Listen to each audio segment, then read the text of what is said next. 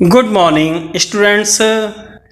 BEd second year अर्थात BEd द्वितीय वर्ष बीएड सेकेंड ईयर में पेपर 10th जिसका नाम है क्रिएटिंग एंड इंक्लूसिव एजुकेशन अर्थात एक समावेशी शिक्षा का निर्माण। यूनिट सेकेंड इकाई 2 के अंतर्गत आज हम जानेंगे children with special health problem, विशिष्ट शारीरिक समस्याओं वाले बालक। विशिष्ट शारीरिक समस्याओं वाले बालक, children with special health problem.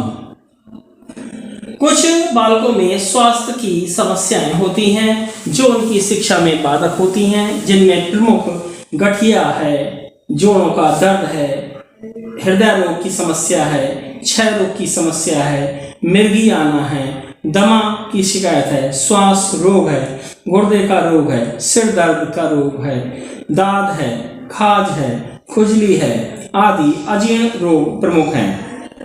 इन बालकों की इस कारण शैक्षिक उपलब्धि अपेक्षित स्तर की नहीं होती है। अगला हेडिंग आता है आपका हेल्थ इम्पेयर्ड चिल्ड्रन अर्थात स्वास्थ्य बाधित बालक। स्वास्थ्य बाधित बालक उन्हें कहते हैं जिनके स्वास्थ्य संबंधी स्थिति अधिक गंभीर होती है। संप्रेषण क्षमता की समस्या हो, विकास प्रक्रिया तथा शिक्षा ग्रहण करने में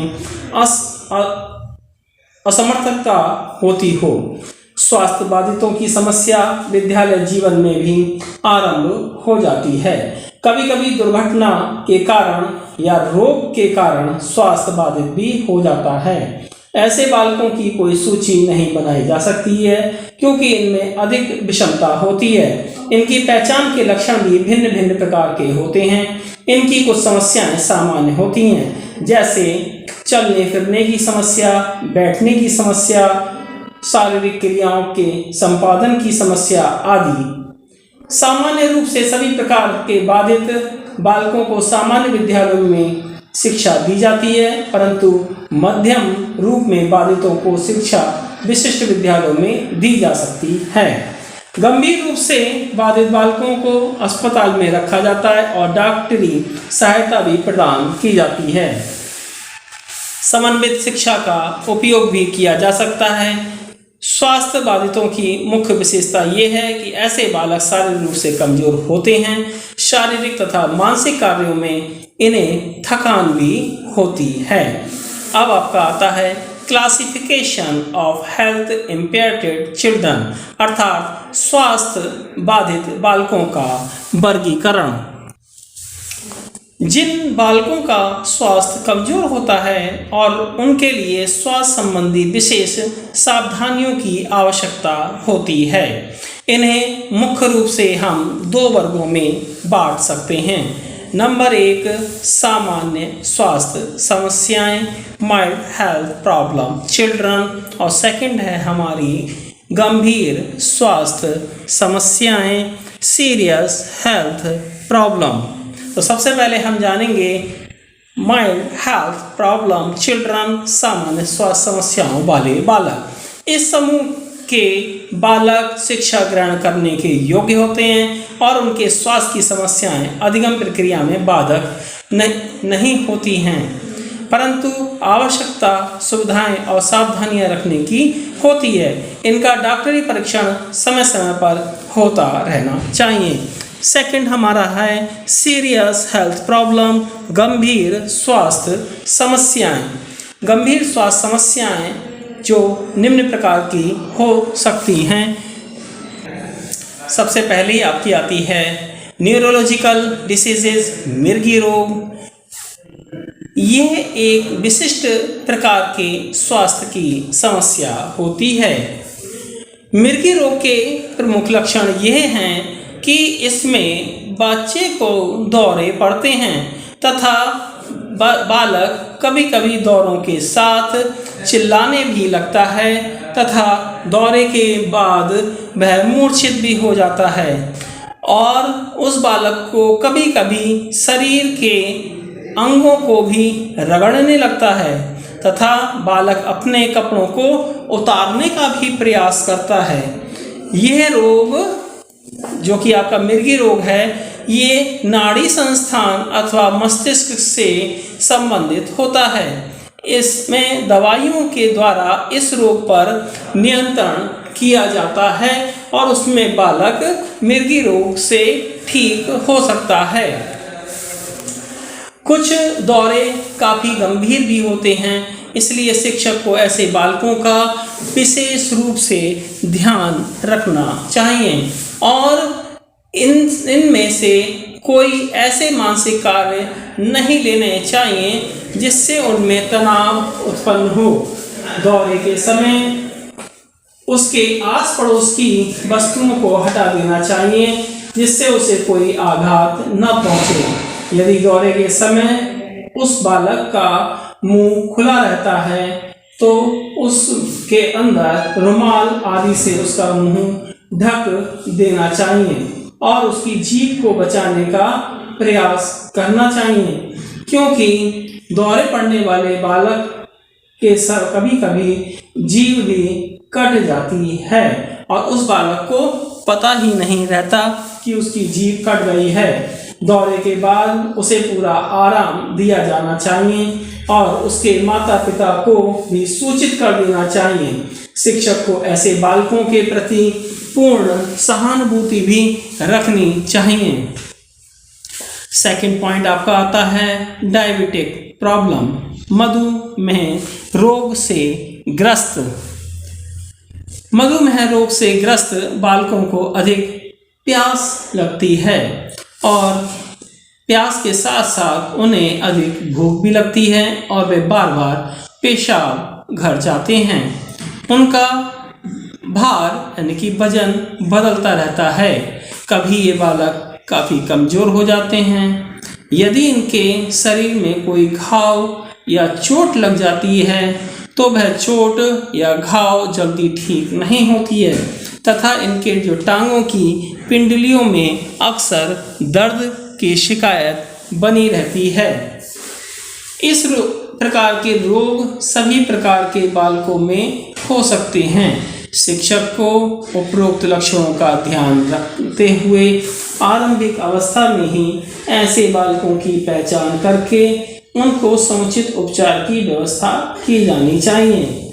शिक्षक का ये भी कर्तव्य बनता है कि वह उनके माता पिता को सूचित करे और खाने पीने में मीठी चीज़ों का परहेज रखने के लिए उन्हें बताए। रोग बढ़ने पर इंसुलिन के इंजेक्शन का टीका भी लगाया जाता है जिससे मधुमेह रोग से बच्चे को आराम मिल सके। अगला पॉइंट आपका आता है एस्थमेटिक, दमा या श्वास का रोग। सामान्यतः इस समस्या पर शिक्षक अधिक ध्यान नहीं देते हैं। ऐसे बालकों को श्वास लेने में बहुत ज़्यादा कठिनाई का अनुभव होता है और इसका मुख्य कारण एलर्जी है। यह रोग अधिक शारीरिक काम करने से होता है या अधिक तनाव होने से भी ये रोग होता है। संवेगात्मक विक्षिप्तता से ये रोग बढ़ता भी है। अगला पॉइंट आता है हमारा गठिया या जोड़ों का रोग। गठिया या जोड़ों के रोग के लिए इस रोग में बालकों के जोड़ों में निरंतर दर्द बना रहता है। ये भी देखा गया है कि कुछ बालकों में दर्द के साथ साथ सूजन की भी आ जाती है। इस रोग के आरंभ में जो उंगलियां हैं हमारी, जहाँ पर जोड़ है कहीं पर भी या कलाई है या कोहनी है, इनमें दर्द और सूजन से ये होता है। सबसे पहले आप दर्द होगा और सूजन भी आ जाती है। इस प्रकार के रोग में दर्द असहनीय होता है। इस रोग में विशिष्ट शारीरिक व्यायाम या शारीरिक थेरेपी से भी लाभ मिलता है। अध्यापक को इनकी कठिनाई का बोध होना चाहिए। अध्यापक को मालूम होना चाहिए, जानकारी होनी चाहिए कि किस बालक को गठिया या जोड़ों के रोग की समस्या है। अध्यापक को चाहिए कि वो ऐसे बालकों की सहायता करे तथा शारीरिक क्रिया में भाग लेने के लिए उन्हें प्रोत्साहित भी करना चाहिए, जिससे बालक का दिनचर्या सही प्रकार से हो सके और वह इसका लाभ प्राप्त कर सके। साथ ही साथ अगर गठिया की समस्या है तो उसको माता पिता को, अध्यापक को बताना चाहिए तथा अध्यापक का भी दायित्व बनता है, जब माता पिता ने बता दिया है तो वह बालक का विशेष रूप से ध्यान रखे और उसको इन प्रकार के ठंडी चीज़ों में हाथ ना करें। साथ ही साथ विशेष तौर पर जाड़ों के समय में इनका विशेष ध्यान रखना चाहिए। अगला पॉइंट हमारा आता है एनेमिक हेल्थ प्रॉब्लम, खून की कमी।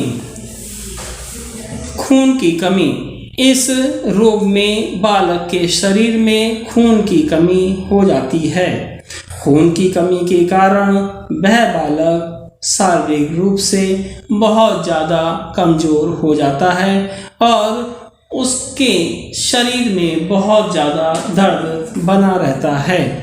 खून की कमी से बालकों में पीलिया का रोग हो जाता है। साथ ही साथ खून की कमी से बालकों की टांगों में अल्सर रोग भी हो जाता है।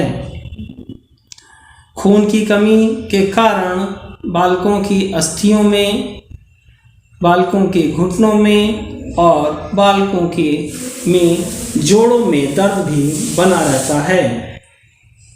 बालक के सिर में निरंतर दर्द बना रहता है और ज़्यादा दर्द होने के कारण कभी कभी बालक मूर्छित भी हो जाते हैं। इसका मुख्य कारण ये है कि बालक के अंदर खून के बालक के अंदर जो खून है, खून के अंदर रक्त के लाल कणों का अभाव हो जाता है। लाल कणों के अभाव के कारण खून की कमी हो जाती है। इस प्रकार के रोगों का पूर्ण उपचार संभव नहीं होता है। यह सभी प्रकार के बालकों में हो सकता है। इसके लिए सबसे बड़ी सावधानी ये है कि ऐसे बालकों को संक्रमण से बचाया जाना चाहिए, संतुलित आहार दिया जाना चाहिए और साथ ही साथ समय समय पर डॉक्टरों का इलाज भी कराया जाना चाहिए, जिससे बालक पूर्ण रूप से स्वस्थ हो सके। Thanks for watching. धन्यवाद।